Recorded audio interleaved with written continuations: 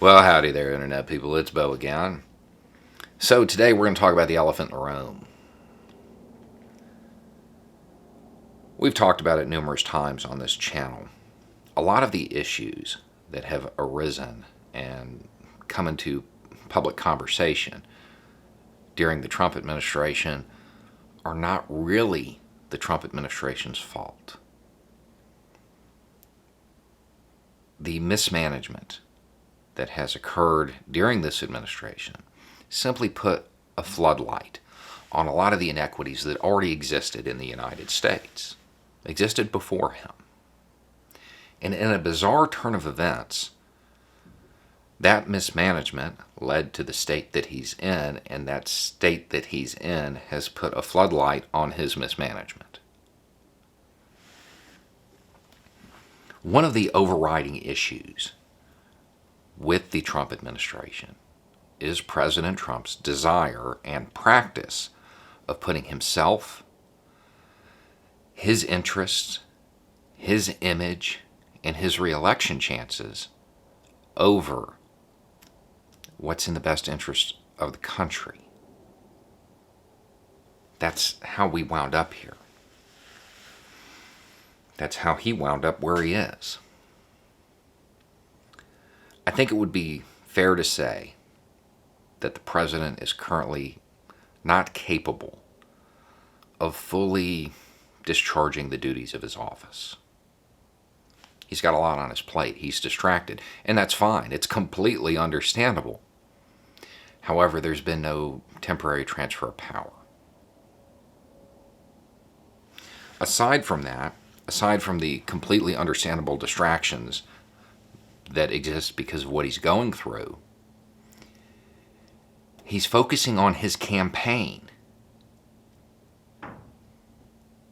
Between the understandable distractions and his campaign, who's running the country?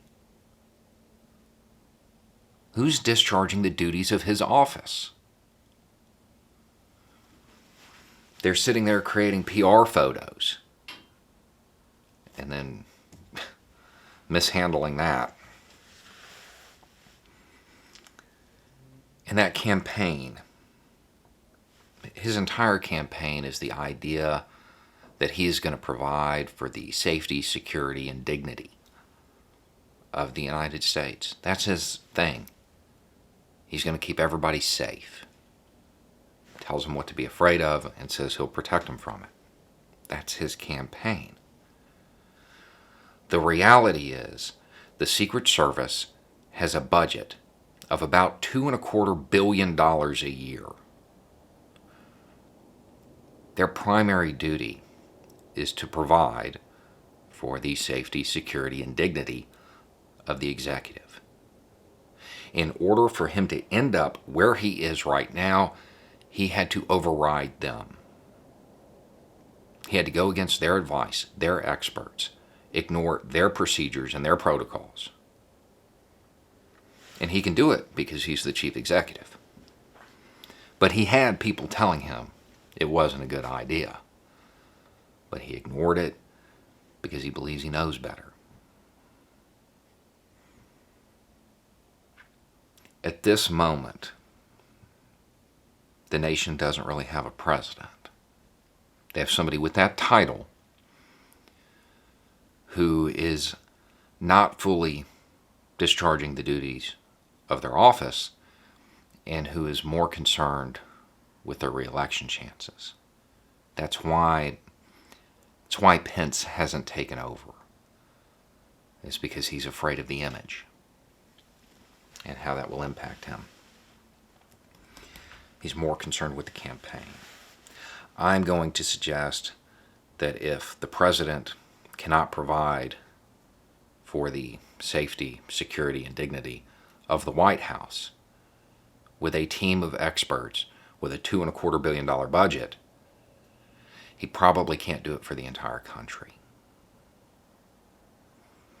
I think he's in one of those feedback loops where he's getting bad advice. I think the longer this goes on, the more apparent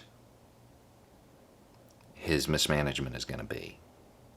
The more a floodlight is going to be directed at these issues. I would also suggest that if the president was running the country half as well as he pretends to be, he wouldn't need to campaign. It certainly wouldn't be at the top of his agenda. He would have more important things to do, like the duties of his office. Anyway, it's just a thought. Y'all have a good day.